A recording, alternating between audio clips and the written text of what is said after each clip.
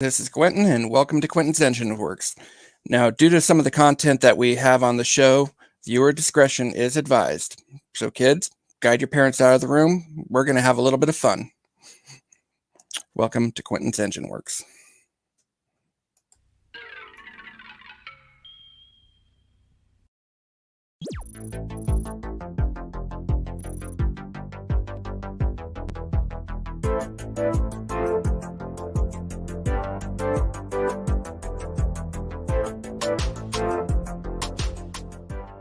Quentin's Enginewerks, more than meets the eye. Hey everybody, welcome to Quentin's Enginewerks. It's going to be a fun show. Got a couple of awesome guests for today. We have the creative team behind Good Boy. We've got Christina Blanch and Garrett Gunn with us. What up? Yeah. Greetings. How's it going, guys? Great. That was a baller little interview. That was. Like in an 80s arcade game. Yeah. Tron vibes, bro. Here, here's my disc set. Oh my god. I like it. Standard question. Standard warm-up question I pretty much do with just about everybody, just to break the ice a little bit. There isn't a person out there in the geek culture that doesn't have their own version of Mount Rushmore for titles and franchises. For me, it's Transformers, G.I. Joe, Star Wars, and He-Man or Thundercats, depending on the week. So what about you guys? Lord of the Rings. Yeah. Lord of the Rings. Yours for me. Hellboy, Wolverine, Namor, and She-Hulk. Nice. And we're adding somebody to it. Who is it? What were you going crazy for the other day? Goblin Queen. That's right. Oh, well, she's got a little ways to go before she makes another Rushmore, but she already has my heart. So that's my basically anything Edgar Wright, Hot Fuzz, Shaun of the Dead, World's End, Baby Driver, anything Lord of the Rings, Star Wars, most of it. Man from U.N.C.L.E. Don't laugh at me, Garrett. Columbo, yeah. Hey, we don't pass judgment here. Oh, I do. He does. I do. 100% I will. You don't have to, but I will sit here and judge every day. Yeah. We also probably both have like this little indie flick called John Wick on ours too. Oh yeah, John Wick's always on my list. Where's my little shelf? It's right there. Yeah. Part of my stuff. John Wick, Indiana Jones. So, yeah. We like very similar things. They're just certain things that we both love that the other one we have to make fun of each other for because I understand. She likes this awful movie from like God knows when called Jaws, 1975. And I wouldn't know. I was not even thought at that time. Christy, however, was alive and kicking. I was like 80, seeing it in theaters. My parents would not let me go. Oh, I'm here to see that Jaws flick. Is that the one with the scary shark? Christy's old. That's my joke. Curse on this show. I don't know. He hasn't said whether cursing is allowed yet. That's why I was watching my mouth. It's one of those. Hey, in the heat of battle, if it happens, I get it. So we need to be good. Yeah, be good. Yeah, we need to watch it. Okay. Yeah, I'll try not to drop it. I get it. It happens. We had a show about a month ago where I think I dropped 4 or 5 bombs. Well, I'll reserve mine like this. It's like when they say like if you could put an F-bomb like anywhere in this movie, where would it be? Like I'll save mine for just the right time. And my axe. Yeah. Exactly. Did you guys see there was an SNL spoof on that one, or I think it was SNL, where Jack Black is playing Frodo and he got used the ring to get a piercing. Oh my god! And of course the piercing is in a special location. Yeah, of course. Yeah. Then they cut over to there's Aragorn. You have my sword and my axe. Yeah, that's awesome. Oh, it's beautiful. You know, later on, you need to YouTube I'll have it. to check it out. Yeah, I'm gonna put it on my little list. I have a little like list I keep all day of like my little check off stuff I gotta do. Yeah, it's 2 minutes of your life that it's well spent. Be nice to Christy. No. that's actually on here. Be mean to Christy. Yeah, that's actually already on here. You can already check that off. Yeah, absolutely. Okay. Yeah. So, almost every creator or artist finds themselves on a different pathway to getting into comics. How did you guys get there? I drew the short straw. No. Yeah. I really hated myself, and I was like, I want to throw a bunch of money down the toilet, and I think that probably the most efficient way is to like maybe get a career in the arts. I got into it. Exactly, Dale. I'm sorry. Joss is so cool. Hey, Joss is cool. Spoken like another true boomer. Hey, you don't say that. Joss is cool. I'm trying not to curse. Joss is boss, man. I got into comics. I got into it because it all stemmed from a writing assignment I had when I was in the military that I was given by a behavioral health person who was like, hey, find a way to process your trauma. Here's a writing prompt. And I was like, this is stupid. I'm going to write something else. And then I wrote a comic book. And then that comic book got published. And then fast forward a bunch of time and we're here. Yeah, I do drop 4 or 5 a minute. That's average. And Mr. Briggs has a rebuttal. Thank you, Mr. Briggs. So you agree that both you and Christy are old? Making it so hard not to curse, Garrett. In fairness, I actually know Dale Briggs. He's one of our reviewers for Indie Comics Dispatch, and I take it back, Dale. You're a great man. You're so young. Dale, you're so young, Dale. I'm the nice one. Yeah. And so just ignore Garrett. Don't believe any of that. Ignore him. Yeah. Actually, Dale and I have known each other since high school. We met in freshman year. We had lockers like 4 or 5 lockers away from each other. So you just called him old too. So good job. That's fine. Good job. Well, I'm gonna be nice now that I know he's another reviewer. I already got my 3 out of 5 from Quentin. Thank you. So I can be mean now. That's not old. She's just experienced. You misspelled expired.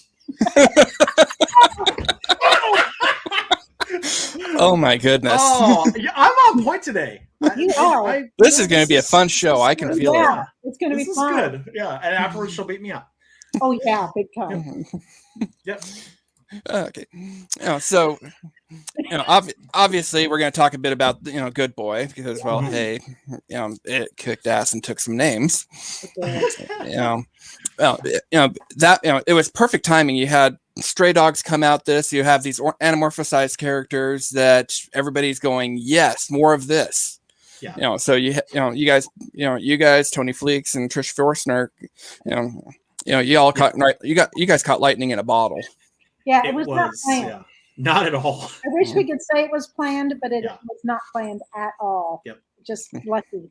Yeah, absolutely. But I would like to think that even if Stray Dogs wasn't out, it would have been a hit because this book, when we went to write it, we were just like, let's write this. It's going to be so much fun. We had so much fun writing it. It's like the best thing in the world because I get to write with my best friend, even though he treats me like crap. I'm not always. I'm also sweet to I tell you what, if anybody else said anything like he says to me, he would beat them up. We had so much fun, and I love this book, and we are so happy that everybody else loves this book because we are just like, we don't care if it's people like it or not. We're just going to write it because we love it.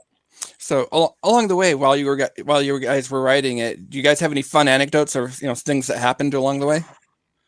Every day, like every time, like there's so many little. What's so funny is that like we write comics in like a very like even between us and like the artist Kit Wallace and like Dave Lentz, our letter and designer, like everything is so like sort of on the fly and collaborative that like weird shit happens all the time. all the time. And just like weird random things that like Kit will just like do something that like we didn't have in the script, and we'll be like, what the hell is this? And we're like, he's like, oh, I just did this thing, and we're like, okay, well, we're gonna have to edit number 3 to account for this thing now being in it. Like, just it's just so we never know what's gonna happen because it's so like. We have a chat group. Four Color Fiends with fourcolorfiends.com. Come visit. And it is insane. Yeah. It's like people talk about 27,000 messages. Yeah, well, it's like people talk about like, oh, the like chat, the group chat that like Friends has, or like the group chat that like the Lord of the Rings cast has. Like that's our thing. We just like work on all these books, and then we just have this group chat that like goes in and out of professionalism and like between work and bullshit and just like all kinds of different things. I gave him today because I had a dream that he was trying to teach me Photoshop. And he was talking about Christy's dreams in it. It's just so all over the place. Yeah. But by the way, Garrett, going full circle for a second. If you see, if you look there, you can see when I wrote about your guys' book, you got 3.72 stars. Okay, good. All right. Well, that's closer to 4. I'm all right. I'll be nicer to you now. Well, actually, everybody at the dispatch teases me because I'm very difficult, or not necessarily difficult. I grade harder. I think that's great. I trust me. I'm not trying to bribe you to grade easier. I never, but I think it's great. I just think it's so funny to like. I like when that happens because like we get a lot of reviews and it's like, oh, 5 out of 5 stars. And I'm like, that's awesome. But then I like one comes in and it's like 3.9 out of 5. And I'm like, Concrete, you're welcome. So then I go and I'm like it makes me pick through like, what was it? What did I do? I'm like, oh, that was probably Christy. Well, I do my best to try and say, hey, I like this. This part here could use a little bit more work. The big thing is to me is covers. Because that's one of those where I'm exceptionally hard on the cover art because if you're not there. The cover has to be able to speak for itself and get people going, what the heck is this thing? You should have given it a 19 out of 4 then, because man, those covers were well, here's the problem. Nick, you guys and Francesco Francavilla, they killed it. Here's the problem though, because the question I have for you with the amount of variants that you guys had come out, which cover? That's one the favorite. No, which it depends. Whatever cover. Oh yeah. The cover I end up getting in my hands. Oh, that's true. That's true. We did have there were a few variants. I make the joke just time. A few.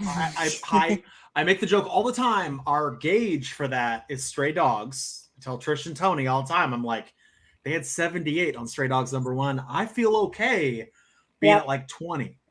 Well, it makes me feel a little bit better about it. And actually, we did limit it. We turned people away. We did, yeah. A lot of people. Yeah. Okay.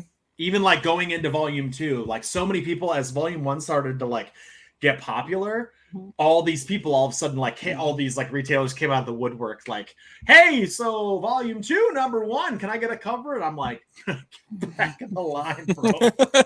Like, there's already people lined up. Yeah. Yeah, we didn't even do one for our store because I was just like, you know what? Let's spread it around. True. I respect that.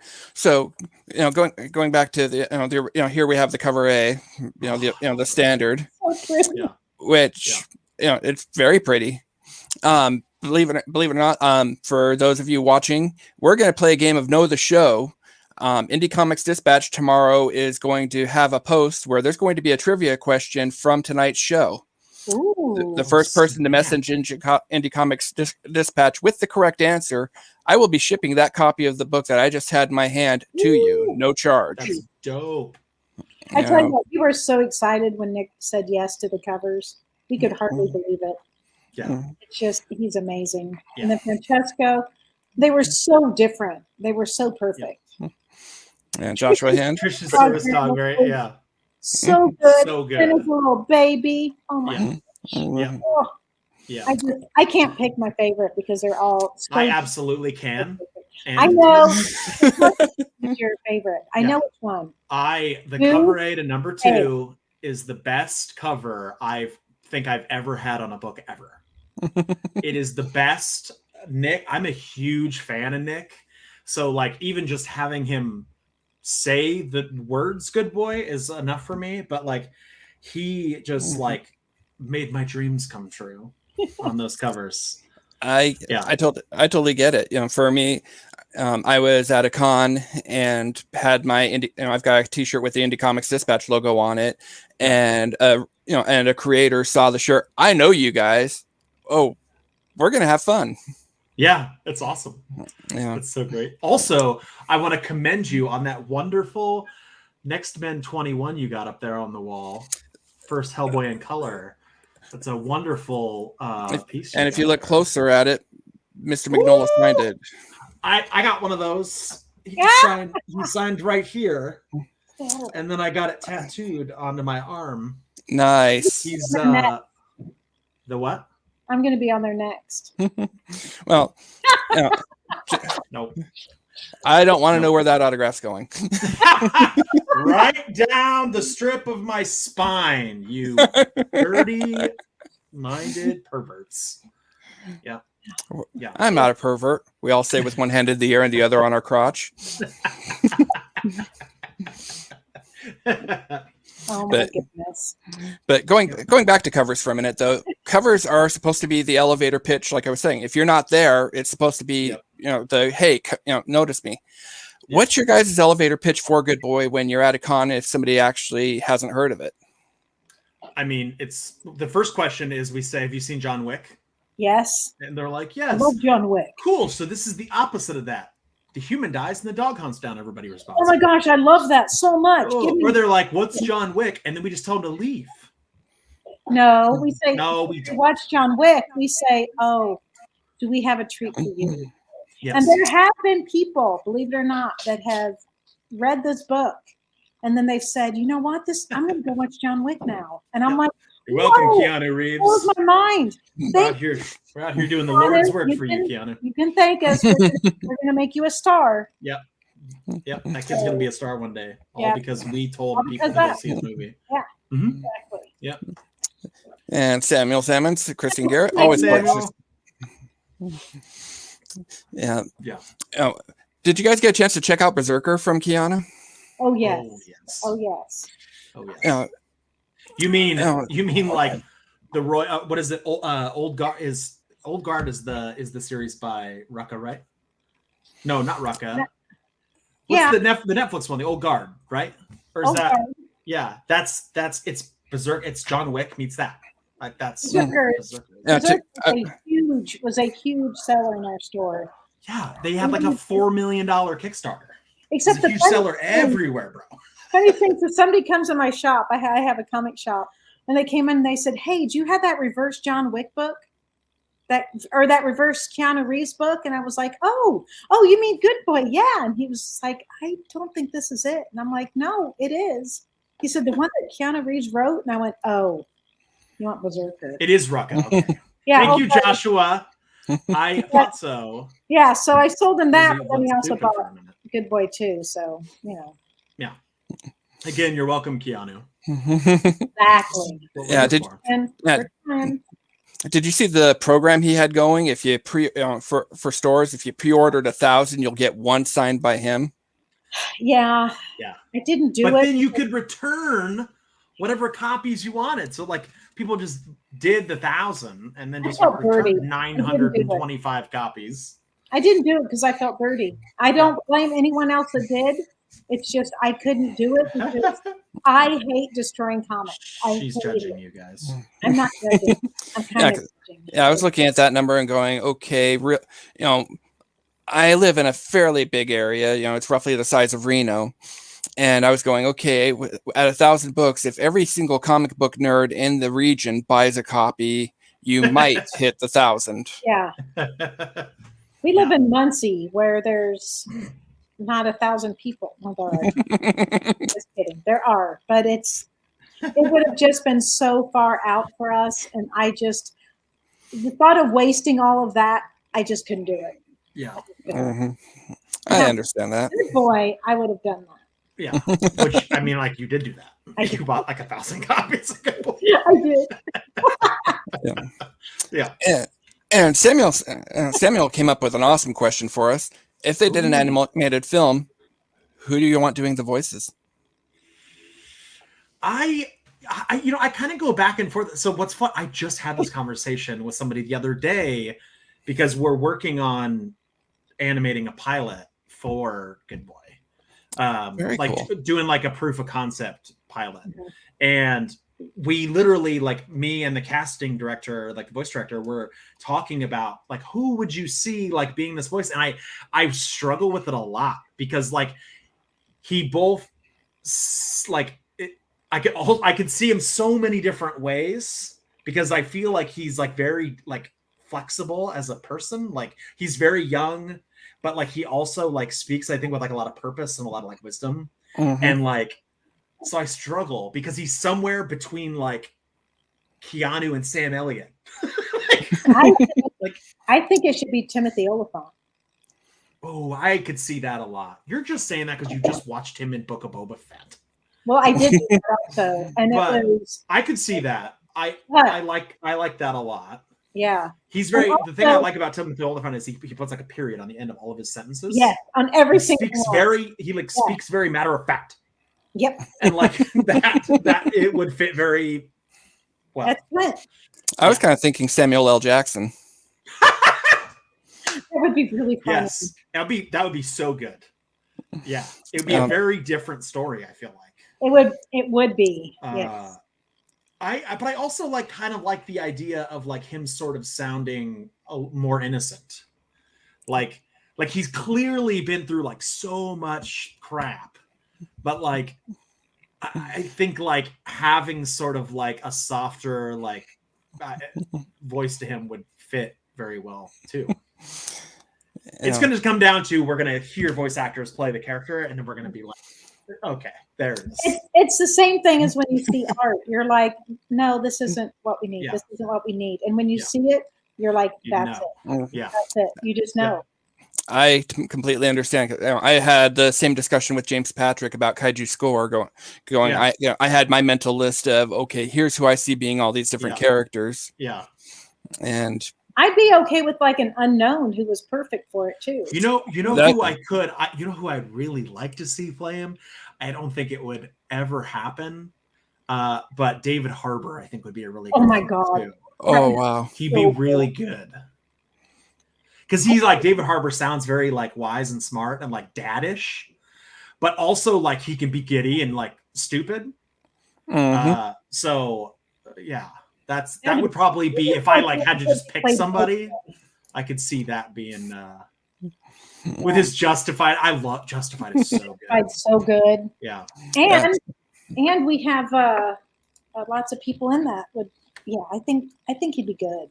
Yeah, for sure. Well, it's one of those things where, like you said, until you actually hear them speaking, in the role, there's no wrong answer. We'll get Bobcat Goldthwait to play him. Hey, everybody! Yeah. Okay, I just showed my age a little bit. I thought you were going to say Bob Odenkirk. He's already been in a John Wick movie. I mean, nobody. I mean, it's the same. Yeah. And Dale wants to know, will the animation style match the comic? I hope so. One can only hope. The animation, the proof of concept like pilot we're making is directly pulled from the comic. They're literally using the comic as storyboards to create the animation. We're going to essentially animate the first comic book into a full like 8 to 10 minute digital short. It is brilliant. He doesn't know how brilliant he is. What did he say today? He did like a 22-page comic and he was like, I had to knock this project out. I did this 22-page comic in 5 days. And then he says, that's not even my record. And I'm like, who are No, you? he did it in a page. He did a comic in a day. One day. Yeah. He's a monster. He is. He's amazing. Yep. And they're good. It's not like he did it in a scrap. It's, He does it in his it's bullshit, kind of. Like, it's really infuriating. because he's so perfect. Yep. I understand. I think in different lines of work, we've all worked with people like that. Yes. We love him so much. Yep. Trying to keep him as busy as possible. Yeah. Busy is good. Yep. So that he doesn't go anywhere else. Yep. Yeah.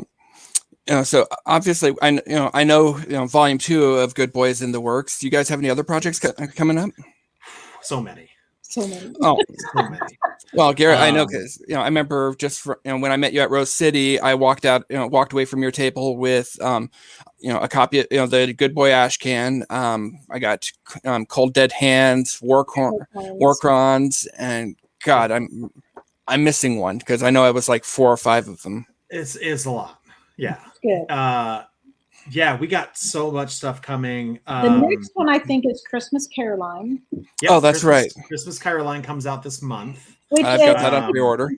Yeah, I think it's brilliant. It's so gonna much be so fun. good. It's so much fun. Yeah. And then the next, other than Good Boy Volume 2, the next big one is Little Red Ronin.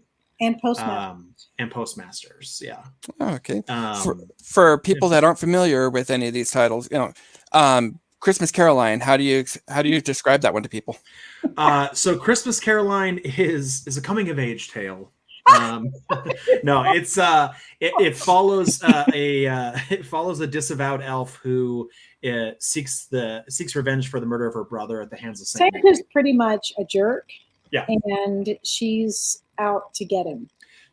Her brother tries to unionize the workshop, and Santa kills him as like a warning to others. Mm-hmm. And then exiles his entire family, including his sister Caroline, from the North Pole. And in our story, you can't really get to the North Pole unless you have like the magic to get to the North Pole. Don't tell too much. I'm not. Relax. So the story is so you don't have to buy the book. It's fine. You're still gonna want to buy it. It's fine. Yeah. So it's like basically her trying to find a way to get back to the North Pole. To kill Santa for slaughtering her brother. Yeah. So, life, man. We like to write revenge, unless you haven't noticed. I didn't even think of that until now. It's a lot. A lot of the stuff it's just, yeah. Nothing wrong with that. Let me tell you about Little Red Ronin. I do not think that Garrett or Kit realizes how good this book is. I'm not writing it. I'm just editing it. It's an idea that Kit had, and he asked Garrett to write it years ago. And it is so good. It's basically Little Red Riding Hood in feudal Japan. And there's the great wolf. Nobody believes, poor Little Red. And she's like, I'm going to go kill him. Yep. And it's one of the best things Garrett's ever written. I keep a low standard. I keep a low baseline so that when I do something decent, she's like, this is the best thing you've ever done. And I'm like, I know. I think the best thing, but this is the best thing you've singly ever done. I think the best thing, even that's going to be better than Good Boy, which I know, them fighting words, is We Eat Gods. Yeah. Okay. I'll be looking for that one. That one's going to be New York Comic Con is where that one will debut. And it's YA. It's going to be a graphic novel. Yep. Okay. And we'll have a teaser ash can for it that'll come out. That's like, it's a teaser ash can, but it's like a full issue. It's like 22 pages. That is a full issue. And then it goes straight to an original graphic novel for the rest of the story. It's so good. Yeah. Awesome. There's just so much, man. So much stuff. We're just like trying to survive out there. Postmasters. Yeah. Postmasters is for that. Yeah. Post-apocalyptic mail carriers. Interesting. Fantastic. Yeah. Yep. Absolutely.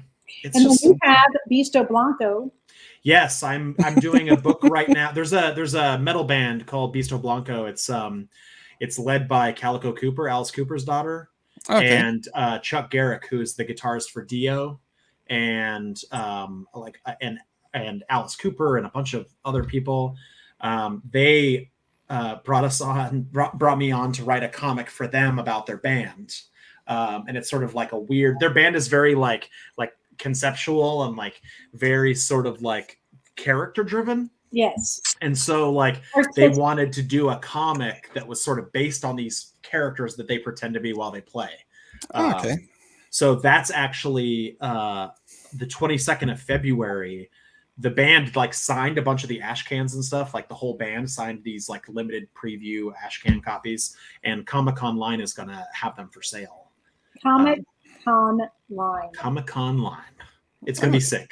It's a lot of fun. It's called Space Wave Conquest, and it's just a silly space pirate, crazy, stupid book. Just like every other thing.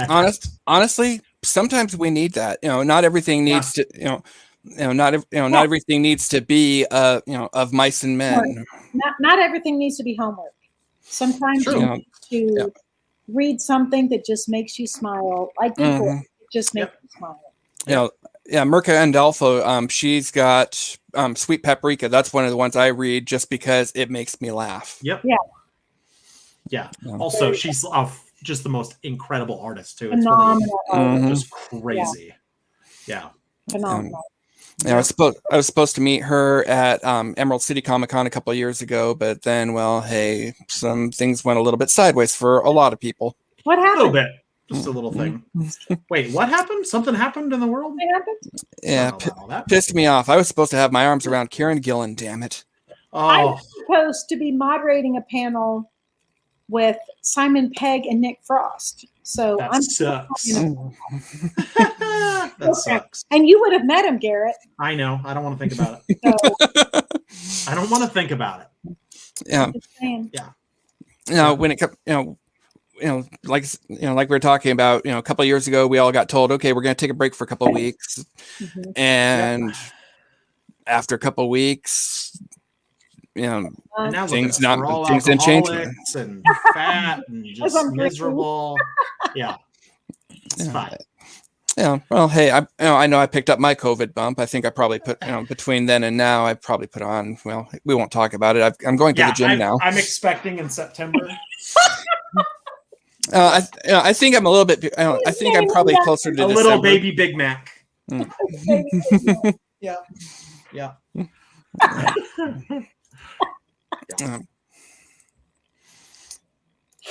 This is why I stay friends with her. She's really easily amused and like makes me feel really good about myself because like she acts like I'm funny. Correction, Dale. I drooled. You were just going, you lucky. But yeah, like I say, we took, during that time off, it was a crazy year and it ended up being a crazy year. Along the way, a lot of shit went down for a lot of people, both good and bad. For me, probably the last 4.5 months of Dad's life with my job, I'm considered an essential employee, so I had to be at work every day. Which, with my dad's illness, I tried, I couldn't be around him because I didn't want to get him sick. And I ended up losing him in the middle of that summer. So that was on one of the downsides of it. One of the upsides out of everything that came from that is I got to take a lot of steps to get closer to what I actually want to do as an adult, as a grown up and do for a living. What were some of the upsides and downsides for you guys over during the last year? You make us talk about the sad shit that happened to us, bro. If you want, or we can gloss over it and be Pollyanna and pretend nothing happened. I mean, I'm a mess, bro. I mean, this, to be honest, I really I already keep to myself a lot. I have like a nice little routine, and like most of the things I do in a day are basically on my own already or on the computer. So I didn't really not a lot changed for me like when it sort of like everything happened, other than it gave me like an excuse to not feel guilty about not wanting to be around people. And I just sort of like hunkered down and like did my thing and like I mean, other than the short stint of like kids couldn't go to school and we had to like homeschool our children, which was the worst. Yes. But yeah, I mean, the upside is that there was a lot of reflection time, a lot of like focusing on what's important time, and sort of like finding like the things like everybody I think realized like the important shit in their lives. Like they realized like what they could and couldn't give in on. And the divorce rates went through the roof. Absolutely. Well, yeah, because you made people stay in a building with each other 24/7. Well, if any relationship that was on the rocks going into that. Oh yeah. Oh. Yeah, absolutely. So, but it was good. I mean, there's yeah, I got a lot of writing done. A lot. See, I didn't. Christy didn't do anything. Yeah, I did nothing. I did nothing. Did nothing. I wanted to Just, say. yeah. Well, as I said, I own a comic shop. Oh yeah, Comics, Muncie, Indiana. Actually, that from everybody I've talked to, comics seem to boom because everybody all of a sudden had all this time. Yeah, well, but we had to shut down. So, but fortunately, at the time, I lived above the shop, so I could actually go. And we started our online stuff, and we just did online shows every single day, sometimes 2 or 3 times a day. And that is what saved us. The downside was that we couldn't show that we lost money because I was working so hard. Mm-hmm. And so, no grants, but that's okay because I'd rather have like the bars and things like that, get them that needed them. But I got so busy that I didn't have time to do anything until Garrett was like, hey, come do this. And I was like, okay. Yeah. Yeah. And then I somehow, well, with everything kind of not getting back to normal, but getting back to the new normal, I find time to do all that with Garrett. So it was hard, man, though. I didn't see my mom for a long time. I didn't see my dad. I had just had, my daughter just had a baby right before all this happened, right after C2E2, when we talked about things. Yeah. And so I didn't get to see him very much in the first, Mm-hmm. year or so. But you're missing like one of the biggest upsides of COVID. Which is? That you fell in love. It was before COVID, though. I know, but really, was it though? Yes, I did. I don't know where he is. He's there somewhere. Also, they're coming out with a preserve business. There's this like whole joke around her boyfriend says that's my jam all the time, and he's always like that's my jam, and we made a label with his face where he's like this and it says that's my jam. It's gourmet jams by Jeffrey. My mom called me and said, Dad wants to know. I know Trish Forstner says that's my jam a lot too. Yeah. Jeff really making jam? Like, no. Little does he know he's going to be. He's going to. We're gonna get it made. So I'm like, okay, jam. Yeah, it's gonna happen. He's adorable, and I couldn't have like done everything like because our business is gone now. We're back open, but we're still doing the shows, and so I couldn't do it by myself anymore. So he coming along has helped. But yes, we did spend. There, Jeff, I got you your shout out. I got you your a shout out. He's that boy. The boy. And he and Garrett have birthdays on the same day. We do. We share birthdays. Oh. Yeah, we're adorable. I know. They are adorable, and they're so funny together. Yeah. Yeah, we're homies. Love my boys. Yeah, that's what I'm saying. I get to work with my 2 best friends, so yeah. I have no complaints. Yeah. So. Yeah. Speaking of Trish, I on social media, I saw this. Yeah. Now I've got to ask: is Trish working on a cover for you guys? Is this? She is working on a cover. She sent me this morning and said, "Does this door look familiar?" And what's so funny is so I like a couple months ago. I hit up Trish and Tony. Like we have this awesome relationship with Trish and Tony because obviously like this like big Stray Dogs Good Boy like Facebook group and like the fan crossover and stuff. And like I hit them up a couple months ago and I was like, yo, we've got the volume 2 Kickstarter coming. I really would love to do something like as like a commemorative like thank you to you guys to like sort of honor. No one's done a Stray Dogs 1 homage yet. Like there's no books out, like because it's so new. There's no books that have homaged them yet. And I was like, I really want to be the first person to do a Stray Dogs #1 homage. And she was like, I'll talk to Tony. And like at the time they were like trying to get all the Dog Days stuff done. It was like crazy. And I just like stayed in the background and just kind of like every once in a while I was like, hey Trish, you want to do that cover? Trish. And then I finally hit her up yesterday and I said, look, the Kickstarter is like in 2 weeks. I know this is like a Hail Mary, but I've mentioned it a couple times. Like, would you still want to do this cover? And she was like, when's the deadline for it? And I was like, we got to have it by like the 14th. And she was like, I definitely can't get to it until next week. And I was like, that's fine, whatever. And I wake up this morning and she's like, okay, so I was doing this thing. She's like, look at this. And I was like, oh my God, Trish. And we're just like crying. Oh my God. Oh my God, it's so good. Trish is one of the nicest people in the world. Yeah, actually, she and Tony were on the show with me last week. I was going to say nothing like that scumbag Tony Fleece. He's a real troublemaker, that one. He's amazing too. But he's incredible. I've known he's really cool. Years and years. But Trish, I just met. We met online, but we were at Baltimore together, and I organized a panel on anthropomorphic characters just so we could talk for an hour. They're great, and like so that cover right there is going to be a Kickstarter exclusive Mm-hmm. on the Good Boy Volume 2 Kickstarter. It's going to actually going to be a metal cover, and it's going to only be available through this Kickstarter. Okay, so we got the Kickstarter. So we got the Kickstarter coming. Yep. Tell me about the tiers. How much are you going to beat the crap out of my wallet? Not bad. I mean, so one thing that I hope people learn from the first one is that we really try, like with the success of the first Kickstarter, we really tried to like flood people with like free stuff. Because we were like, we want people to be so happy with like what they got. Believe me, because I know there were issues with the printer because I had the dispatch back it for me because that's how I get paid is once a month or so I can tell my boss I want that book.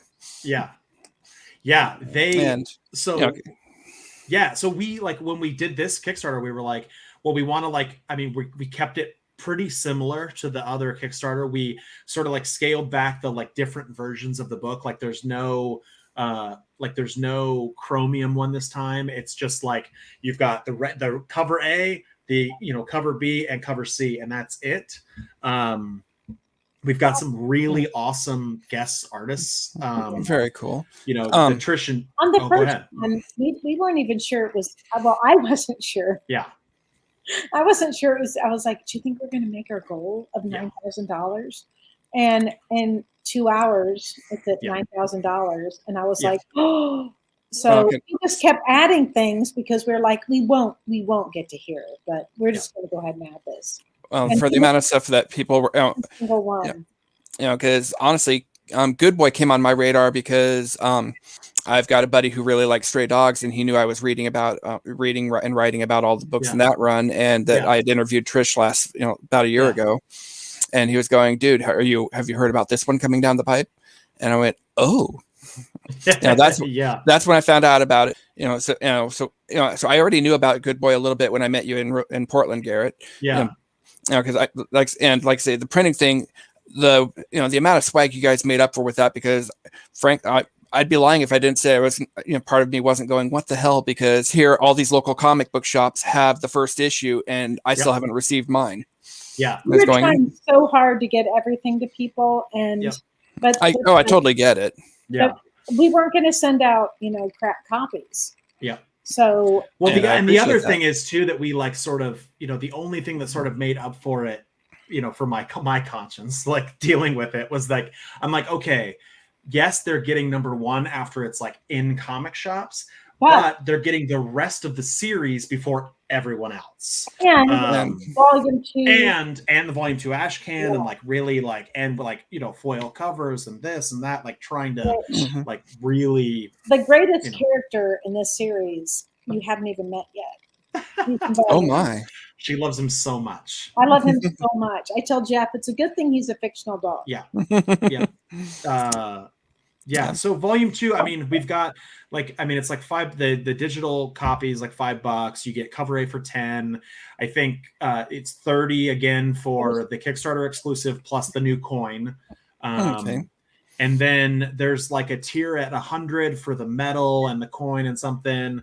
And then there's like for like 125, you get all the covers, the metal, the A, the exclusive coin, all kinds of stuff. So if I may make a suggestion, take it at face value. As I'm a big time geek on a budget. You can't tell from you can't tell from some of the stuff you see behind me, but that was in my local comic book shop the day it came out, and I went, "What the hell is that? I'm gonna have to read it." Awesome. And that's how I met Stray Dogs. That's awesome. That's great.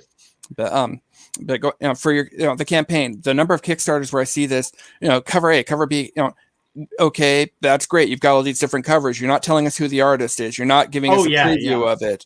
Oh yeah. Give us all something. The covers. Yep. All the covers are on the campaign. The artists are all on there. So one of the big gets for us was that the Kickstarter exclusive for this for volume 2 is going to be done by Doug Mankey, who a lot of people know as the creator of the Red Hood, and he did Mask and Lobo, like Mayhem, Major Bummer. He worked on the Dark Knight metal covers, tons of stuff. He's doing Swamp Thing Green Hell with Jeff Lemire right now.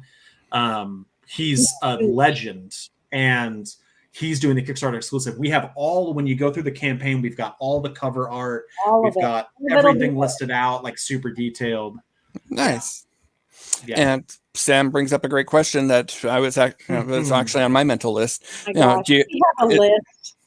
Yeah, we have a whole list of people. We actually. So Mike Magnolia, if you're watching. Yes, hit me up, my dude. Art Adams, boy, have I got the cover for you. Mike Magnolia, we'd be open, Yeah, for Mayho. I mean, if you want to do a cover, I guess. That McFarlane guy. Oh, McFarlane. I mean, I guess. No McFarlane. No McFarlane. I've got a beef with Todd McFarlane. Oh, that's right. He doesn't know about it, but you heard it here first. I got a beef with Todd McFarlane. There's a story there we'll definitely be coming back to. Called us and said, "Hey, I want to do a cover." It would happen. You said if McFarlane did? Feel free to call. Oh, if the Todd father calls you and says, "I want to do a cover," no, thank you. I'd say thank you so much for your interest, but I'm gonna have to go with somebody else. Yeah. I mean, we have like a dream list. I mean, for us, for me, like Mike Mignola is my favorite artist of all time. I mean, but at this point, he's the fucking Van Gogh of. You did it. Whatever. I did. I dropped my F-bomb. You like that? It was well placed. It was. That was very well. Yeah. Very he's the Van Gogh of comic artists for me. And that's I know that'll never happen, and I'm okay with it, because at this point I feel like it would never live up to the hype that I've built it up to in my mind. And other than that, I mean, Art Adams is my number 2. But Art Adams, to me, like Nick Bradshaw, that's the reason I love Nick Bradshaw so much, is that Nick Bradshaw is our generation's Art Adams, in my opinion. And so to get him, that was like checking off Art Adams too. I was like, dope, got them both.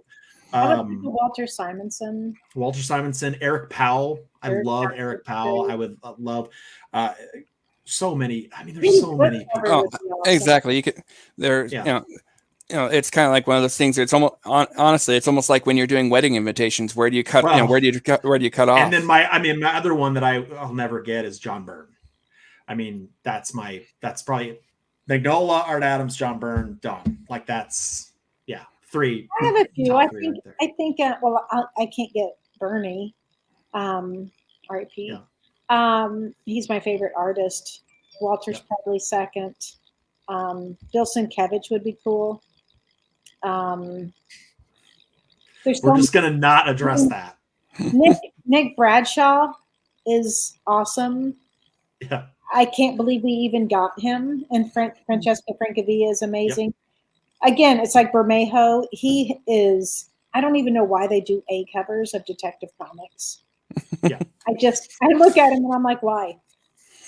Just yeah, for sure. So yeah. Every time he says, "Who you want?" I'm like, Bermejo. He's like, "Who else do you want?" We're working on it. We're working on it. We'll get it as soon as his DC exclusivity's up. We'll get it. I know. Him and Delato. We'll get both of them. Oh, Delato. There's so many great cover artists right now, but also there's so many artists out there that haven't gotten a break, which is one of the things we do try to do at Four Color Fiends, like with Braze. There's so many artists out there that just need that little bit of a break. Mm-hmm. You might consider Mike Deodato. Oh my gosh, he's so good. Yeah, he's so good. Deodato is so good. Yep. Yeah, I mean, that's the problem though. It's like, oh my gosh. It's like looking at like, a pile of $100 bills and you're like, what $100 bill do you want this one time? Chris Somney, like, I don't know, this one. Like what? It's so hard to choose, like, when you only have so many spots. People are like, who would you put on this? I'm like, oh my God. There's not enough books to it kind of reminds me of when DC did that New 52 Harley run, the zero issue, where each page was a different artist.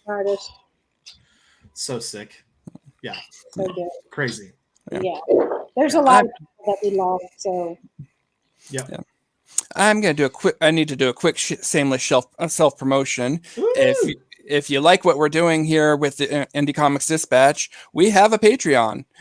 Best of all, with this Patreon, you're helping your favorite geeks on a budget be able to keep everything up, so you can get the latest, greatest indie comic news and features like this interview. And best of all, we are officially a 501(c)(3). We are a charity organization. We're a news organization. That we've done all of our paperwork, so you can donate to us and call it a tax write-off. For as little as $3 a month, you can help support the cause. That's awesome. Can I give a shout out? Do you mind? By all means. Garrett Gunn also has a Patreon. /Some Writer Guy. And it is amazing. She subscribes even though I tell her not to. She doesn't listen to me. I'm like, you can have whatever you want. She's like, I am gonna buy this. And I'm like, because you know what? Here's the thing. It's like when I ask some of my artist friends for something and they're like, oh no, it's free. And I'm like, no, it's not. I need to pay you. I am a huge fan of you. It's hard you're over here, but you're over there. Yeah. I'm a huge fan of you, and I want you to understand that. She's like, look, I'm like a heroin addict, and I want to give you money for a factory to make more heroin. Yeah. I need a heroin, man. I get it. Got any more than stupid comics, bro? I'm a patron. I'm a patron for the Dispatch. I look at it. I look at it as my donation to the Dispatch. There you go. That's part. Part of that's if to me that's it. If I'm not willing to donate to something where I work, then do I really believe in what I'm doing? Yeah. Yeah, exactly. And it's one, I think he's brilliant. 2, he's my best friend. And 3, I'm a fan. So why shouldn't I? I just used all those Patreon dollars to like buy gifts for Christy. That's you did. You bought me this beautiful jacket. I love it so much. I got her a Rebel Alliance jacket from Heroes and Villains. I was like, man, they don't. I was like, well, at first I was gonna buy it for myself, and I was like, they're not my size, so I was like, well, I guess I'll buy it for Christy then. You're like the same person. Yeah, basically. Yeah. So in a roundabout way, we touched on it a bit earlier, because with you guys being comic book creators, we talked at the beginning of the show, we talked about your different favorite franchises. Are there any books in the stores that you guys have on your pull list? For Christy, I realize for you being the owner of the store, it's a little bit different. Her pull list is the store. She reads whatever she wants. I do. I read a lot of things. I don't read as many superhero books as I should. But I really am loving the new Nightwing. I am so excited for David. We can talk about it now. David Pepos's Savage Avenger. Savage Avengers. I cannot wait for that book. It's I'm so good. dying to read it. I am so excited to be able to talk about it because we've all been like, Yeah. When I saw him last at Rose City, he was like, I got to tell you something. And I'm like, what? And he's like, I'm doing this thing. Like, check this out and whatever. And he was like, I can't say much. He was like, but here's, I was like, he's like, here's some McFeeler. I was like, oh my God, David, what? Yeah. He was like, and I got this thing. And like, I think they're going to approve this. Like, this would be so sick. I'm just like, oh he's my so God. good. The OZ is so good. I love the great. OZ. He's great. You know, that He's was going to kill it. I already told earlier today, I told Christy, I was like, that whole run, put it on my pull list. Like I was that's like, well, duh. You done. know, Yeah. Whatever Pepos puts his name on. Yeah. there's so many good books out right now. Of course, anything, you know, like Stray Dogs, of course, is on there. There's so many good books. The Harley Ivy book. Yep. I haven't had to her, baby. I haven't had a chance to get into that one yet because this was this week's pickups. Ooh. Well, I saw that Something is Killing the Children in there. Yeah. yeah, volume 4 trade paperback came out. Yeah. I've got the individual issues, but I'm starting to learn. Put those up. Well, the thing is, for me, the amount of free time I get, because I'm juggling this job, I'm juggling my 9 to 5. I've got got a family and all the other obligations. So trying to be able to condense and here I can read 4 or 5 books and write about them in one shot. Yeah, for sure. Yeah. I like she stated earlier. I mean, well, I get everything Hellboy, but yes. I'm very excited for Mignola's new series that's coming out. And I am literally, Gleason just got me back into Spider-Man. Yeah. Like right before the Goblin Queen. It's been good though. Spider-Man. It's so good. Like Gleason reminds me of Bendis a lot. And I think that's sort of like he's so like into it and so detailed and so just like I think he's kind of a genius, like, and he just is like weird, like in the same way that like I love, people can talk shit on Bendis all they want. I think Bendis is a phenomenal writer, and like he loves to really tell everything there is to tell about a scene, and that's sort of how Gleason is, and it's so great. I'm so excited for where that series is going to go. And the other thing from my experience, there are very few writers and creators out there that are as fan friendly as Bendis. Yeah, he again signed here, got it tattooed. I think there are actually a lot of. I think that's one of the things that like separates comics from like other literary mediums is that there really is a connection between comic writers and their fans. Like, like I don't know. Gail Simone, or, Tom King or all these people. I think they really, really do have a connect. There's a special connection between them. I've had both sides of that. I'm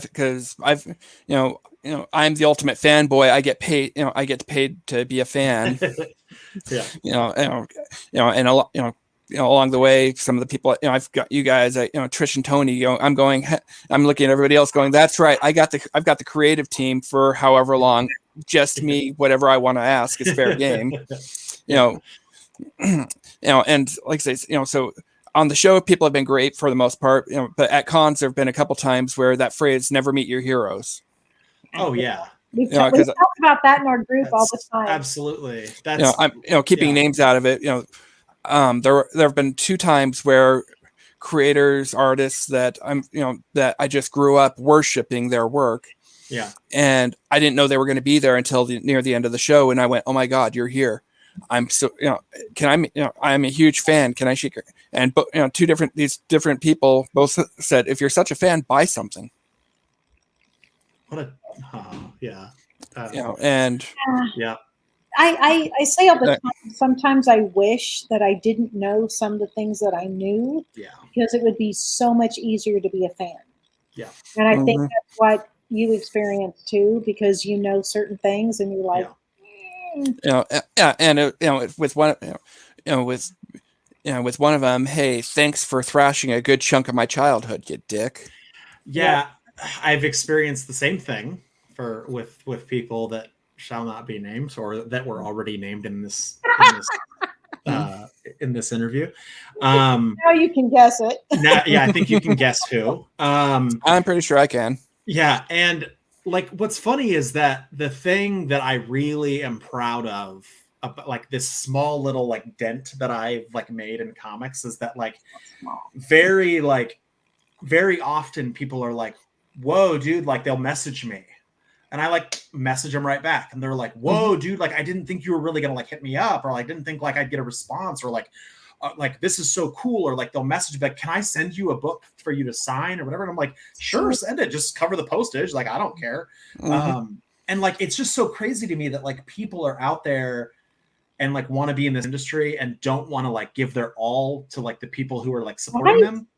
And like to me, like that's even like I will die on the hill of like defending people like Bendis, because like I don't care what your beef is with like anything he's done or his writing or anything else. Like I got Ultimate Spider-Man #1 off of a Master Lock contest when I was like 11. I still have it to this day. I took it like to go meet Bendis and get it signed, and like jokingly posted on Facebook like, I'm going to go meet Bendis tomorrow. I'm going to get him to sign my arm and to get it tattooed. And like, when I got to that booth and asked him to sign my arm, he was like, somebody tagged me in that post. He's like, I've been stressed out all morning because I don't want to ruin this for you. And I was like, the fact that he like was even like giving that a thought or like was so cool about that just cemented like done. That's it. It's perfect. I'll never, that's it. Yeah. For me, one of the ones like that, Rodney Barnes. Yeah. When I was first starting to write about books, and I'll be the first to say the stuff I was doing at the beginning. Oh my God, I did a lot of bad stuff, but in one of his, in Philadelphia, in one of his books, he had an X-Files Easter egg in it. Yeah. I caught the Easter egg and made a comment about it. Hey, if I ever get the opportunity to meet him at a con, I'm going to have him sign a book, sign this book saying the truth is out there. And that was actually my first interaction with him. He sent me a message. I need your address. And fast forward a few, about a week later. That's amazing. That was in my mailbox. Yeah, I think some people just don't. I don't know. I don't think they get what comics is about. Today, I didn't even get to talk to you about this because it happened right before the show. But Cody Schlegel, who shout out, hi Cody if you're watching, and hi Bennett. Ben is one of our biggest supporters. Cody is taking a mini vacation to come see us in South Dakota. Very cool. Hotel room and all of this. And I'm just like, dude, we're not that cool. Trust me. What's but, like? Yeah, it's so funny. Who was in? Oh, I love him so much, Paul. He loves you so much. I love him. I miss him so much. I'm gonna sleep with him when I come visit. He's gonna swuggy. He'll be so happy. Me and him in that giant cage that he's got. We'll just both sleep in there. I think that's like what's so funny is that I think people are so used to like the like curmudgeonly like comic creator like trope that like so many of these like older creators are like, just because they're so like just hammered down by like the awfulness of what they've been through in the comic industry, that like when people meet newer people that are coming into it, or people like us who are just like nicer, like they make us look so good. Like I love like at C2E2, the last time Christy and I were at C2E2, I got to meet, like Christy introduced me to Chris Claremont. And I was like, oh, very cool. I love Chris Claremont. And like, I mean, he's so cute, just incredible. And I was so into it. And it's so funny because I literally told him, I'm like, we talked about Wolverine and different stuff. And I was like, my son is named after Wolverine. And they like, what's funny is I really enjoy the Origins series. And obviously it's not fucking canon, but like, I love it. And so like my son's name, Logan James Howlett Gunn, is based off of Wolverine. And he was like, that's not his name. And I was like, yeah, I know. But like, that's the attitude of like, that's stupid. Why would you name him that? So he was like, am I going to have to change his name? Yeah, I was like, I'm gonna have to change my kid's name. Like, it's like, no, it's all good. We'll go talk to somebody else. It's fine. It's fine. It's fine. But that's, I think, like the standard for like all those guys. Like, I think that's the standard for all those people, like in that generation of comic creator. Like that, like I just think people are so sort of like, they find it disarming. Like when they meet people that are like cool. Like, you know, they meet people like Scott Snyder, and they meet people at shows that are like nice and like younger and like don't care as much, that they're just like the younger thing. They're like, this is weird. Well, yeah, because Christy's in that Chris Claremont category, but she's like an anomaly. She's an enigma. That being said, that there are some of the younger ones, keeping names out of it. There was one guy that barely even acknowledged me when I'm going, and all the while I'm drooling. Oh my God! I'm Donnie Cates. Actually, Donnie wasn't bad. No, Donnie's very nice. He did a wonderful quote for our book, and he did a great quote. I love it. Quote for our book from him. He did a quote. He was like, "I'm so goddamn pissed off. I didn't think of this first," which is great. It's he was seriously at Motor City. He was so excited. I went and saw him. And I had him. I did an online course, and he was part of it. And before he was Donnie Cates, before he was Donnie Cates, yeah, he had done Buzzkill, which I love. If you haven't read Buzzkill, it's so good. There are so many titles out there. I'm a reviewer that my I don't want to pan the camera and show you guys just how messy this room is, but that's why my lights off, bro. That's why he's the Beatles album. Yeah, because I've easily my reading queue is easily 2 long boxes. Oh yeah. It's daunting. That's why I have to stick to like trades usually, because I'm like, I can't do this. It gives me anxiety. I get to a point where the stack is so big that I'm like, I can't read all this. I have some saving for you, Garrett. So you got a lot. Well, the thing is, I don't want to say it's an exclusive thing I've got with with some of the small press people, companies out there, where I'm getting the stuff before it goes to Kickstarter, so I can write about it, so they have something to work with. Yeah. On top of all my polls, on top of realistically, I need about 2 months of where I'm being just left the heck alone and going back to where I'm just coming in here and reading for 5-6 hours a day and writing. Yeah. I complained about that once. I had this big pile of comics, and I was like, oh my gosh, I have to read all of these. And my daughter, she was like 15 or so at the time, and she went, boo-hoo, oh my gosh, you have to read comics for your job? And I was like, and then you shut up, go to your room, go away, just shut up. That's my wife. It was one of those things where it's like, oh yeah, I do. It's like I'm good. Actually, my wife has been so incredibly supportive of everything, that she's a rock star. My wife is the reason I'm still making comics. Your wife is amazing. I love Rico so much. Yeah. His wife is a rock star. It's crazy. Yeah. And she's the only reason I'm still doing this by far. Yeah, because you would have quit by now. And she's like, no, I was going to quit. She told me not to. Yep. And 100%. Is amazing. Yep. My wife's battle. All right, let's settle down. She's okay. All right. No. If she can hear us, she's Rachel, I love you. I don't need her getting too big of a head. Okay. Yeah, How do you think I get her to stay with me?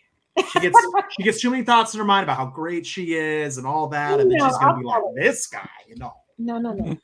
I'll keep her with you. Yeah, Stockholm syndrome. Yeah. Beauty and the Beast. Yeah. Oh. Beauty and the Dumbass. You're so beautiful, Garrett. What?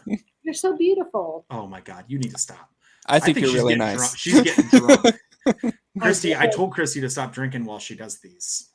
She starts to get all rosy cheeked and like that makes it fun. Complimentary. Because it's like -10 degrees outside. I know. I can't wait to live in it. I know you. Yeah. So we're going to shift gears and get away from comics, and we're going to talk about food for a little bit. Oh well, let's do. For dinner tonight, I made something a family recipe going back to when Grandpa served in Korea. It's called Herbie's Hot Dish. I don't know it. What is that? Herbie's Hot Dish is something that Grandpa picked up from the cook when he was on ship. That's amazing. Which is it's got baked beans, it's got hamburger, green beans, some corn, about a cup of ketchup, and I haven't had dinner yet. So this is probably the best thing to like. Oh man, that sounds so good. And I haven't had dinner yet though. And he brought he liked it so much while he was on ship that he brought the recipe back home with him, and God rest his soul, he's been gone 15 years and I still make it. Oh, that sounds so good, bro. Sweet. And I'm gonna steal it. By all means, I'll send you the recipe later on. Please. Yes. Oh my God. It's one. It's one of those things where it's a lazy dinner. If you can brown some hamburger and drain it. Yep. And use a can opener. I call it like the end of the grocery line. Like I don't have anything left to make. So I'm just like, I don't know, put some beef in it, like some veggies and like this and put some dressing on it. Sure. Done. I'm very fortunate in that Jeff cooks. So yes. Yeah. Well, with the hours I work, half the week, I'm not home to do much of the, the routine is, during the week, I get up, take the kids to the bus stop, come home, make breakfast for my wife and I, do the dishes because I did research, and there was a study that showed that very few men have been shot by their wives while doing dishes. There you go. Smart thinking. How many were shot after though for doing a terrible job? Maybe fair enough. They're like watching. The dishes are done, man. Yeah.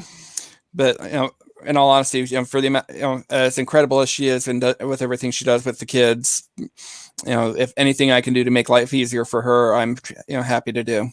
Aww. That is despicable. You're making me feel like a real piece of crap, bud. I'm like, I need to get off of here and go tell my wife I love her.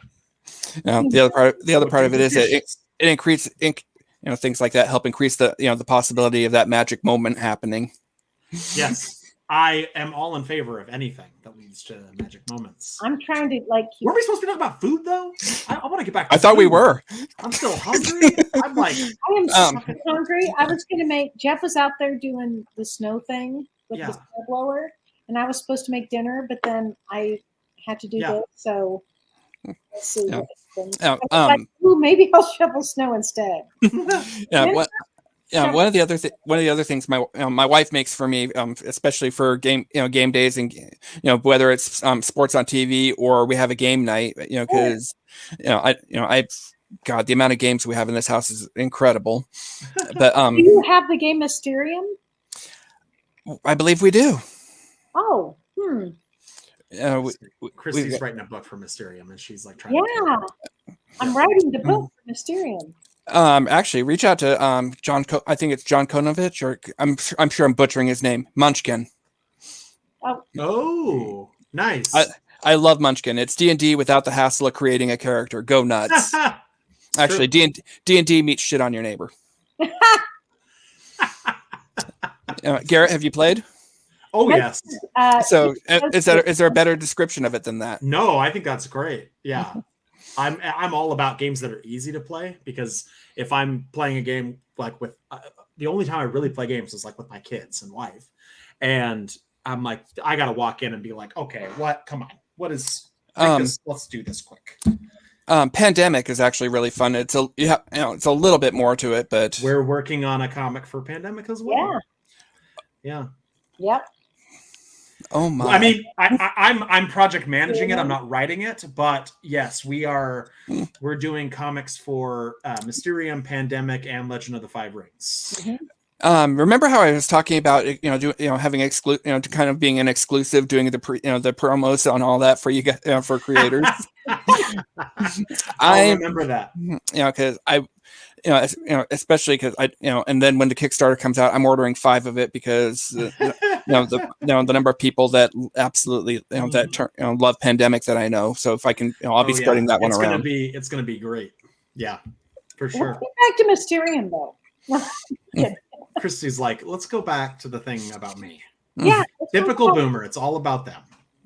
Shut up, dude. Actually, I'm pretty sure we have it. I think we've played it once or twice. It was, if I remember correctly, it's the one where one person can't talk. They're trying to figure out from the cards the clues. Yep. We have it. Yep. It's a really fun. It is fun, isn't it, Garrett? Garrett. Oh, absolutely. I mean, the comic is going to be better than the game, in my opinion. I have no doubt of that. So much fun. Yeah, it's a lot of fun. Yeah. If you get the opportunity, there's a Sherlock Holmes game out there. Ooh, I don't like me some do Sherlock it. Holmes. Don't do it. Don't do it. It's $50. You get 10 cases where where it's kind of like choose your own adventure. The game. You can send it to your house. I'm sorry. Do it every month. Oh, for the games. Yeah.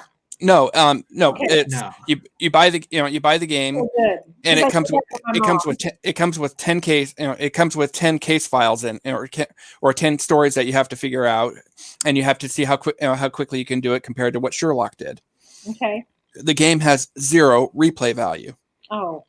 Yeah, that makes sense. And if you're dropping that much money on a game, yeah, that sucks. Oh, yeah. When my wife and I figured, when we realized that, it was you've got to be kidding me. Yeah, Legendary and Mysterium and Pink, they have so much. You're never going to have the same game twice. Yep. And then when you throw in expansions in, it gets even better. Mm-hmm. Yeah. Yeah, but so going back to food, one of the things my wife likes to make, she'll make these bacon wrapped jalapeno poppers without the breading on them. Oh goodness! Oh, they are. So much. This is depressing. How's it depressing, sir? I just want to eat so bad. I'm so hungry. So hungry. I know. And you're saying things like jalapeno poppers. I had some jalapeno poppers today. When you're here, Garrett, we're going to go to Savages and have jalapeno poppers. That sounds so good. Nice. So good. So good. So yeah. Good. So your wife made you jalapeno poppers. Yeah. She makes those. I was wondering, do you guys have anything that do you guys have a Herbie's hot dish or anything like that, or a favorite thing that you like, for your go-to snacks? I mean, something I don't have to make. Yeah, I mean that's generally the thing. I like to make. I'm a big chili person. That's the only thing in my house that it's it's such a stereotypical dad thing. Like dad's making his chili. I make really good chili. And then also we make this stuff called meat and mac, which is just literally mac and cheese with ground beef. Oh my gosh! I was getting ready to say that. It is so good, and that is what we do. It's add kidney beans to it. Cold. It's so good. You know what else you can do? Is the mac and cheese with buffalo chicken. Ooh. I've done that. I like both of these things. Kidney beans. Really good. Yeah, it gives it a little bit more. It gives it a little more color, more texture. I like that. That's a good idea. Maybe some garbanzos too. Oh yeah. That's your call. Personally, No, you're not a garbanzo bean person. I am on a salad, and I'm on a salad or in the chili I do. Damn. But I'm gonna put some kidney beans in the meat and mac next time though. That sounds super good. I have 2 customers that bring us food twice a week. Yeah. And they're my favorite customers because of that. Oh yeah. They're that sounds so good. I know. Well, at least now you have dinner ideas. Oh my god. I'm like, Rachel! Get the kidney beans! I got some kidney beans, woman. Yeah. Well, now earlier in the show, we talked about A Galaxy Far, Far Away a little bit, and I was going, okay, we're definitely coming back to this. With my work schedule and everything else going on, I'm behind the times. Book of Boba Fett, I have not had a chance to see it yet. I'm here, from what I'm seeing on social media, I'm seeing there's people that are going, oh my God, where's this been all my life? And then there's people going, what happened to canon? I have an opinion. I want to hear that opinion. I'm probably going to get yelled at. I am old. Not by me. And I think that, so when I was growing up, it's like we were so excited to have the holiday special because that's all we had. What year was this? So, 1977, I saw it on opening day with my uncle. Yes. Yes. 1980 and then 1983. He didn't have all of this stuff. So the 10-year-old me sitting there watching the Book of Boba Fett, I don't care what anybody else says. It validates everything. I mean, I was like crying at one point because I'm like, I can't believe we are watching this on television.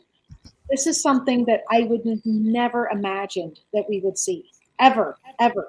And everybody is so spoiled. All of these fans are so spoiled that they are not the Boba Fett that they have tattooed on their shoulder. No, this isn't the Boba Fett. Boba Fett had 4 freaking. I was like, this isn't the Boba Fett that said 4 things and got tossed in a pit. God, man. Nobody extrapolated all these things from what? that. I think it is fantastic, and at the shop, I will usually let people go on and on and on about whatever, unless it's Wonder Woman 84, or because that was terrible, or they're dissing anything Star Wars. You know what I really anything appreciate, Star Wars, except the prequels. I was going to say 7, 8, 9. Yeah. I will argue with that. So there's two things. Well, there's 2 things. Number one, we are going to come back around to this, Christy. I think I really appreciate that they really made Boba Fett look like shit. Oh, he was in the Sarlacc pit. He better. No, I know. It's like, I love that. God, and for the life of me right now, his name's escaping me. The actor that plays Boba Fett. He's just so good. I mean, he's Maui's dad, for God's sakes, bro, or Moana's dad. Yeah. But I just love that they didn't, they didn't make him go to the gym and train to get ready. He just looks like a dude. He is a dude. In the opening first episode, they're suiting him up, and he it's this big bass montage, and I was like, the dude needs a salad, bro. He's like, I am all that is man. I am all that is bounty hunter, and it's just giant chest plates. And I was like, I felt so proud as a big boy. I was like, my dude is getting it right now. This dude is just strutting his stuff. I love it so much. I do too. I love it. I love it so much. But I'm curious. So what's funny is, and I'm not as much of a Star Wars fan as Christy is by a long shot. I'm a casual Star Wars fan. I enjoy all of it. That's okay, Garrett. You're forgiven. I enjoy all of it. Most of the characters I like are characters people don't like.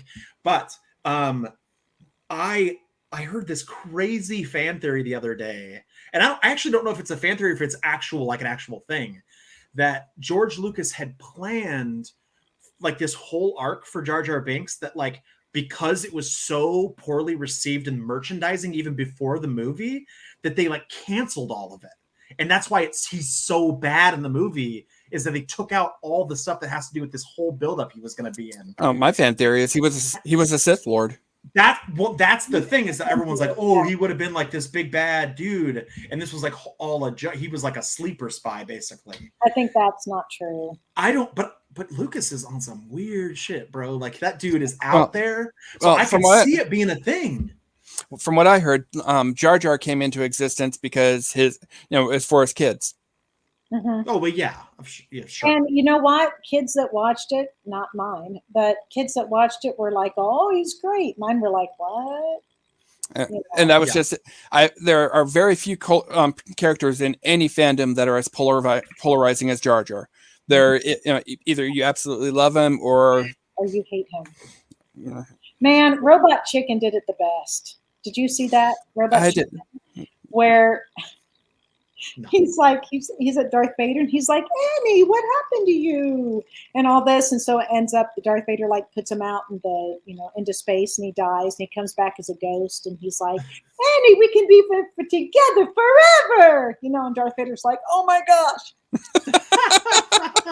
greatest. I think I'm just excited for obviously we're not going to talk about spoilers from what's happened, but I will say even as a casual fan, this newest episode, I was just let's just say that I love my but I couldn't believe they really Book of Boba Fett feels, and Mando's the same way really, because the content isn't Jon Favreau is a Star Wars fan. Oh yeah, right. And Mando and Boba Fett are both, in my opinion, just giant fan service series shows, which is totally fine. There's nothing wrong with that. And so I just love seeing that they're taking characters that people just love and bringing them into this show, and people just did you see? I saw a news article today that said Star Wars fan can hardly contain new cameo and show, and it's this streamer having a meltdown at the scene from this episode, and I'm just that's what it's about right there. I don't care if this isn't the Boba Fett you like. That dude that just had that reaction to seeing his favorite character show up, that's it, bro. It's not about you. And that's just it. Right there. Episode, I was so stressed out. I was over there having a panic attack. You're gonna have to calm down. And I'm like, but what if this and this and this? He's like, just it's okay. It's okay. It's okay. Yep. So good. Oh my god. So as a Star Wars fan from the beginning, because as Garrett likes to say, I'm old. So old. I love everything about it. I love all the I love the little things that they put in, the whole oh my gosh, Poe just passed gas. He's disgusting. The monster thing that they used in the trash compactor. I was just gonna say, I just saw that picture. Yeah, little small stuff. Things, and I'm just I'll pause it and go, oh my god, look at that! And he's I remember when that was in the original. I remember when that was in that original Star Wars movie. When we had picture shows. Jeffrey, look what's on the television. You had to put a nickel in to get it to keep going. So every time with every single guest I have on the show, I've got what I call the fourth board, and basically it's a thing going, okay, of all there's 12 different categories here. You got everything from the prequels, the originals, the sequels, Solo, Ewoks, and Rogue One. And Rogue One was so good. I love Rogue One so much. But and Christy, I'm very curious because you actually were defending the sequels. Yes. Okay. I think one of the hardest things to do, because Star Wars fans are awful.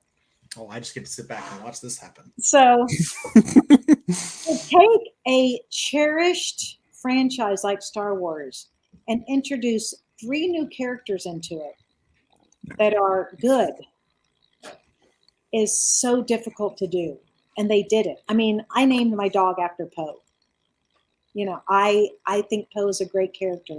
I think Finn, except for some things that happened later. I'm not a fan of everything of the 3 movies. There are things that I take away. And Timothy Zahn was at my store. He's a friend of mine. And that makes you my new best friend. So he said, I can fix a few things for you. And I was like, okay, fix them. Because one of my biggest complaints about the prequel or the sequels was Han Solo. Han Solo has been my boyfriend since 1977. He doesn't know it, but he has. And he grew so much as a character, and then they took it all away from him because they just had him go back to being his old self. But there's one little thing that I know Garrett's all going, you're such a geek. No, I love it. We're on a podcast talking about geek stuff. I disagree with that statement, but Timothy Zahn said, he said, here's what it is. So one thing could have changed everything. So when he meets up with Leia, he just hands her a disc. That's all. No explanation, no nothing. Just hands it to her. Then at the end, when they're calling everybody, they're like, we need to get people here. She takes that out and puts it in. So what he's been doing is going around the galaxy, acting as a scoundrel, you know, and he's actually collecting all of their allies. Okay. Yeah. Okay. That redeems it for me. So in my mind, Seems so stupid. I can insert that into the movie and it's okay. That's my version. Fair I enough. end certain movies at certain places. As Good as It Gets ends with Diane Keaton with Keanu Reeves, because who in the heck would go back to Jack? You know, no. So I can end things certain ways. I have changed the movie in my mind. Fair enough. So with regards to the trick. now the moment of truth though, with regards to this board, where would this name go? The best movie? Which personal favorite? There will be no judgment. There will be questions. Empire Strikes Back. Empire? Mm-hmm. Yep. Close Damn. to it though is I really, really, really, really enjoyed Rogue One. I did too. I enjoyed Rogue One and Solo. I thought were both really good. I thought Solo was fantastic. I thought he did such a he had an immeasurable task, and I thought I really was like, this dude feels like Han Solo. When we went with friends and I dropped people off and I drove home and I was by myself and I sat in my driveway, don't judge me, and I teared up and cried for a few minutes because it made me feel when I watched Solo like it did when I watched Star Wars for the first time. Also, Emilia Clarke was in it, and she is so fine, bro. She is fun. She is just. Whew. And so one of my Golly. customers came in and said, I'm not going to see Solo because my director friend said it wasn't any good, and blah, blah, blah. And I said, okay. Anybody that starts a sentence with my director friend, you should stop. And I said, what has your director friend done? And he said some things. I said, okay, I'm never going to watch those now because he's a jerk. Second, you need to go see it and judge for yourself. Yeah. It's like, okay. It was great. He did. Yeah, I thought it was really good. Back and said, I don't know what he was thinking. That was a great movie. Yeah. And Garrett. Oh, good. Same Return, question. baby. Return. Amazingly enough. All about Return of the Jedi, baby. You know what? It wasn't until a few years ago that I realized that people had a problem with Ewoks. I don't understand why. It's so stupid. I don't either. I also like that movie.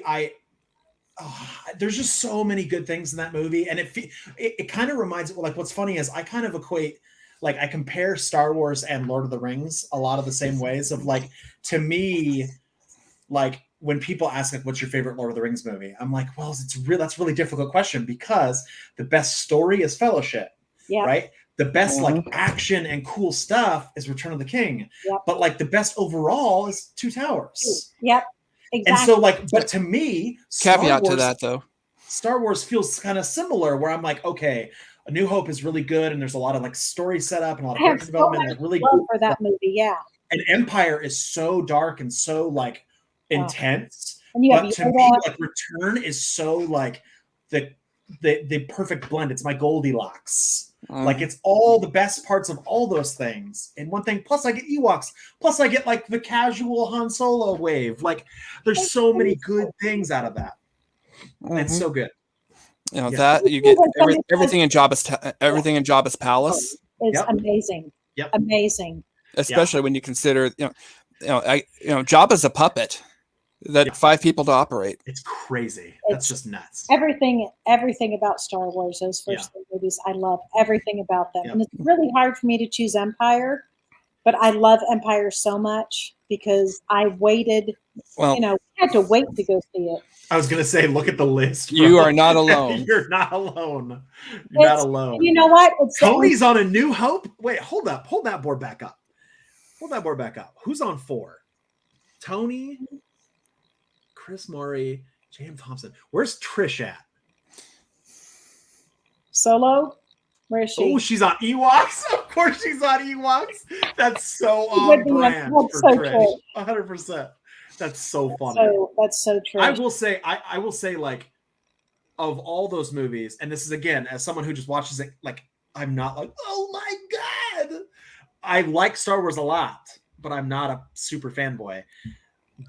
I think probably the best scene of any of those movies is actually in Rogue One with the Vader return scene. Like Yes. that, I have never in any Star Wars watching had the reaction emotionally and like physically when that scene happened. I went, oh my god. Well, it was eye-opening because then you can go, okay, now we see why Vader's so pissed in the beginning. Visually, it was shot so. It's like the scene of like Daredevil in the hallway fighting in that fight scene. Like it was done so perfectly that I was like, this is the most badass thing I've ever seen in Star Wars.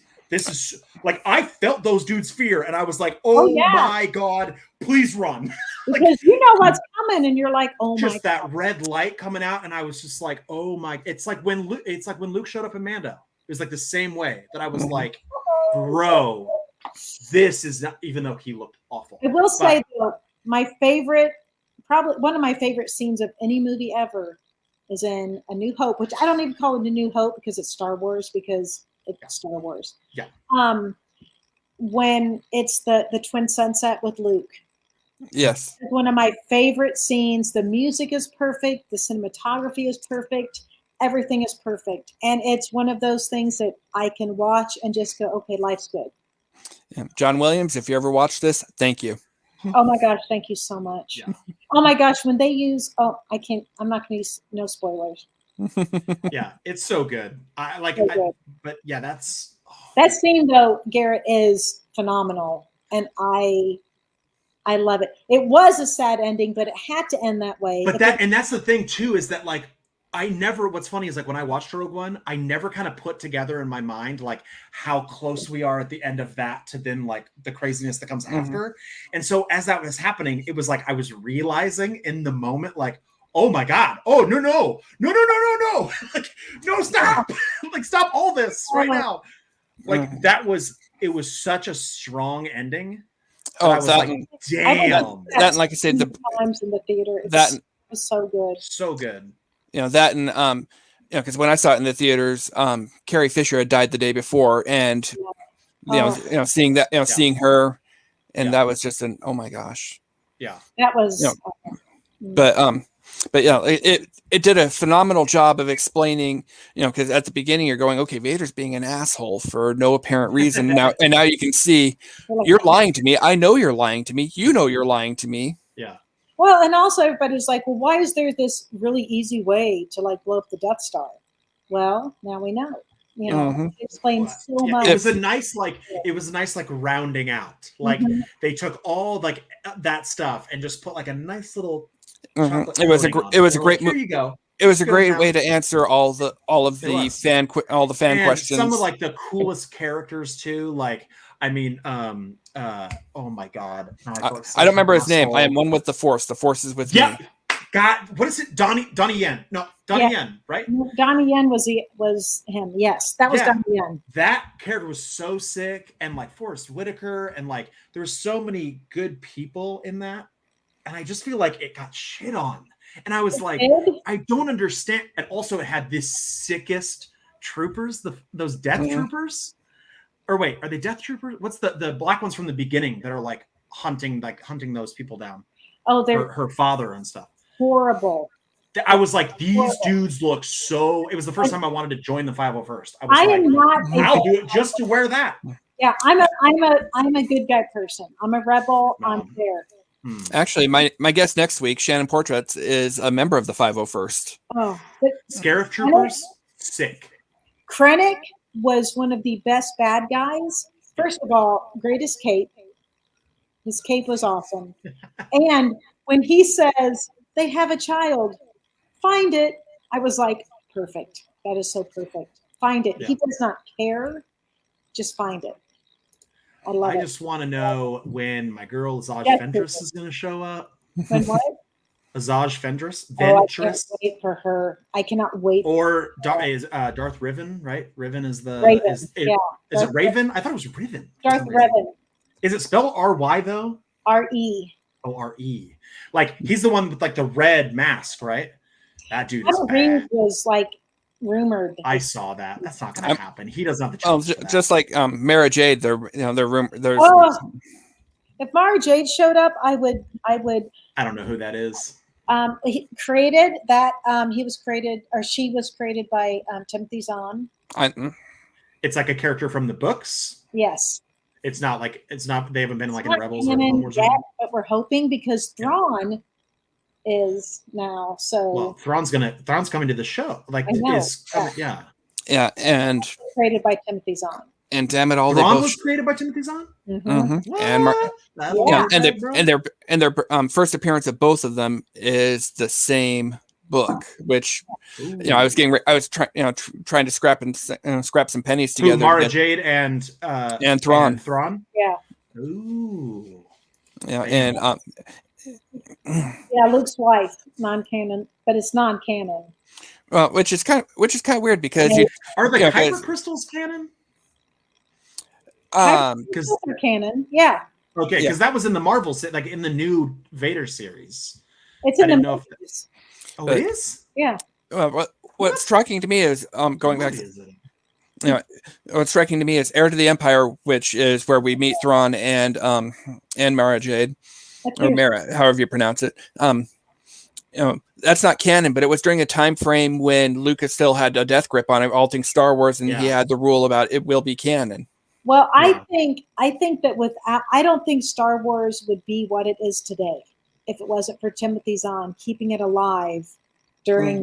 Well, Timothy Zahn, Kevin Anderson doing the Tales of the Bounty Hunters, Tales from Jabba's Palace. These all those little short stories that fill us in on. That one. I don't remember who the writer of the Tales from the Bounty Hunter. Like, was that a book? I remember when I was a kid. I got and this is like right after the prequels came out. I got books that I read that were like a Boba Fett, like novels. Yeah, I was just getting ready to bring up the Mandalorian armor. And that's where that's why a whole generation. I remember being like, "Yo, this is sick, Boba Fett, bro." I remember reading that at work and having everybody look at me, nerd. Yeah, but that was before it was cool to be a nerd. I don't even know where mine are. I have them here somewhere. But here they are. They're right here behind Tron. So my basement flooded, and most of my Star Wars stuff was destroyed. And so one of my friends went before Timothy came to the store, and he bought me the originals so that he would sign them all for me. Oh, very cool. They're so beautiful. I love these so much. It's so funny when when the Star Wars Masterpieces trading cards came out, I bought some boxes of that just because I like opening cards, and I pulled a R2D2 autographed card, and I remember being like, "Yo, this is sick," and it sold for like $800 on eBay, and I was like, "This is so dope." I wish I still had it because it's probably $1 billion. Oh, adorable. That's one of the things that I really noticed with everybody, with everybody getting all those stimulus checks. The people that were working drove the market for collectibles so unbelievably. Straight up. And basically any book that was on my wish list before COVID, it's never coming off the wish list now. Yeah. Straight up. Yep. And the sad thing is because I've got an Amazing Spider-Man run where I'm down to from number 1 all the way through to current, and I'm missing less than 200 books. Wow. But 200 books from which end? You know what I mean? Actually, some the first few. If you say you got a Spider-Man number 1, I'm gonna reach through the screen and beat the hell out of you. I do not have that one. I've got number 8. Oh, I mean that's for Screen Goblin, right? No, it's not. It's not a key. It's not a key. But 8 was. I thought for some reason 8. I think Green Goblin was 14. 14 is Green Goblin. You're right. But 129 is not on the list of the ones I have, and I remember when I was actually at a Comic-Con with Dale, this was like 8 years ago, and we'd been there for 5 minutes, and this guy had 120 of 129. One of them was $100, and it was a bit beat up. And I was going, I almost pulled the trigger on it, but the guy was being such a jackass, and I was going, couldn't buy a toilet paper copy of 129 for $100. No. Oh, I'm very much aware of that now. Thanks for rubbing it in, Garrett. Yeah, just wanted to make sure you knew that. Well, the other part of it is, like, geek on a budget. I had about $150, for the day, and I'd been at the con for 5 minutes. And the big rule is don't blow it all at the first table you see. Unless it's a 129, bro, then you blow it.